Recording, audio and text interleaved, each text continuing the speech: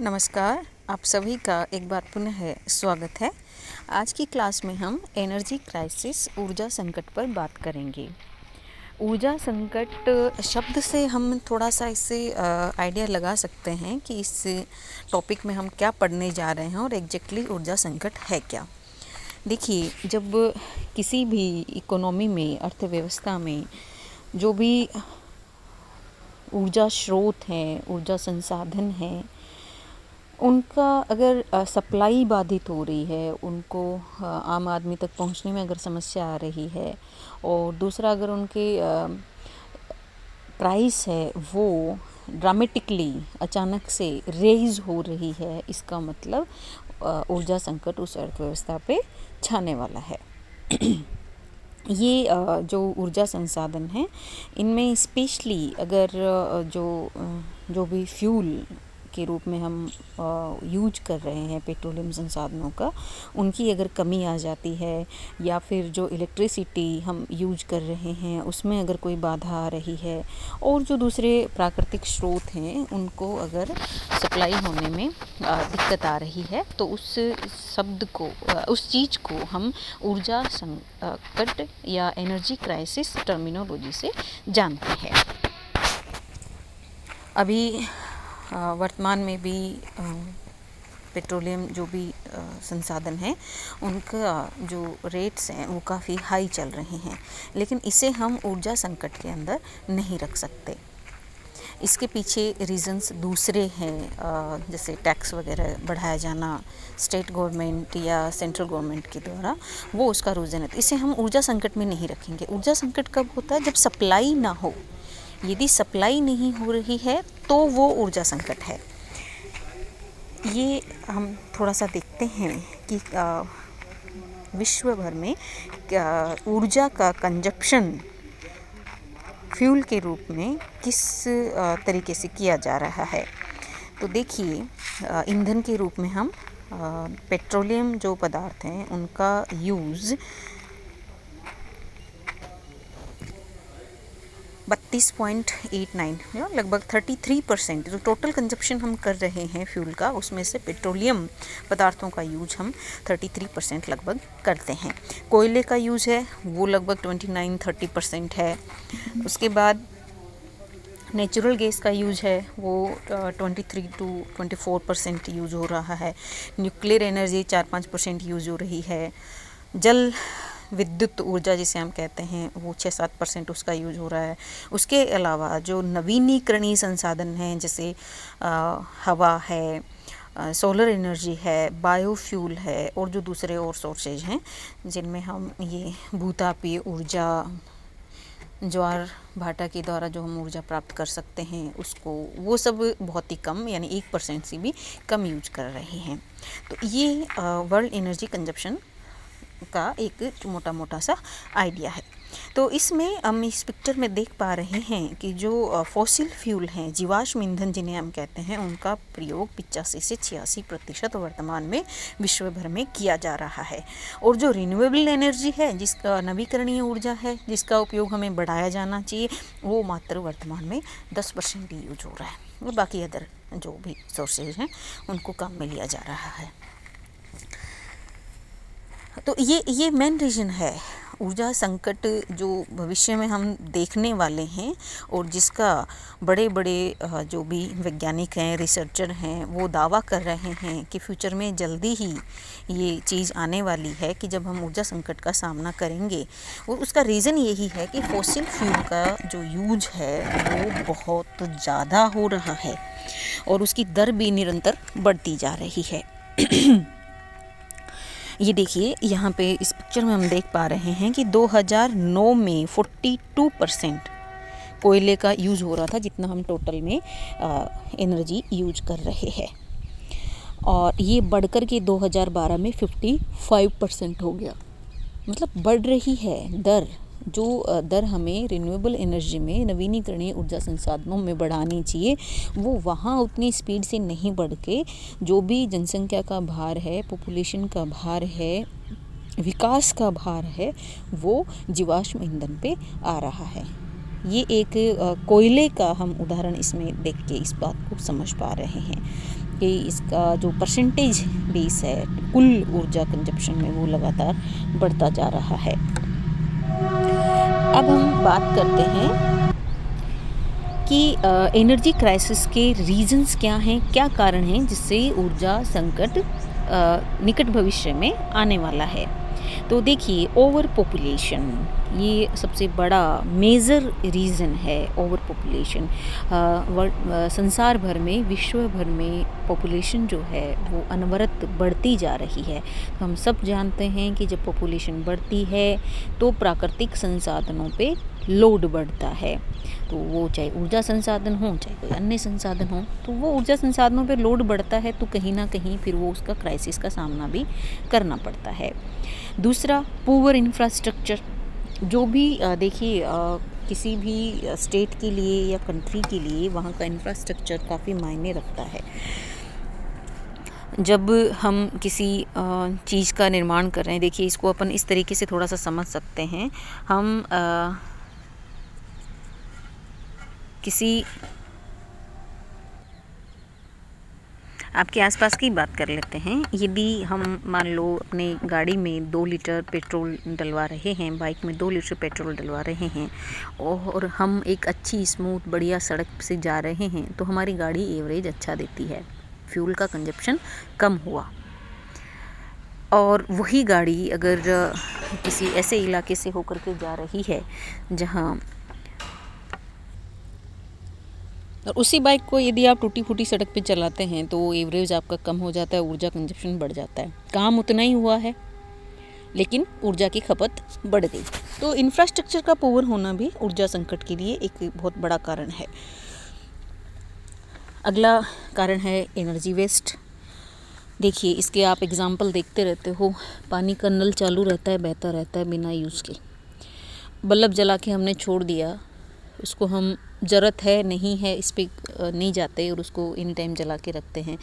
तो इस तरीके की जो छोटी छोटी चीज़ें जो आपके आसपास घटित होती हैं वो भी ऊर्जा संकट का मिल के, हमें ऐसा लगता है एक बल्ब से ऐसा कुछ नहीं हो रहा है, लेकिन जब वो उस चीज़ को अपन वर्ल्ड लेवल पे जोड़ के देखते हैं तो वो बहुत बड़ा रीज़न बन जाता है भविष्य में ऊर्जा संकट के पैदा होने का। तो इसके लिए मैं आपसे यही कहना चाहूँगी कि आप जब भी कहीं पानी का नल बहते हुए देखें या किसी भी रूप में पंखा चलते हुए देखें, लाइट जलते हुए देखें, किसी भी रूप में यदि आप एनर्जी का, जैसे आप खड़े हो, लाल बत्ती हो रखी है या आप किसी और वजह से खड़े हो, अपने दोस्त के साथ खड़े हो, तो आप बाइक को, स्कूटी को, गाड़ी को बंद करके भी खड़ा हो सकते हैं। तो आप ये छोटे छोटे योगदान आप ऊर्जा को बचाने में दे सकते हो।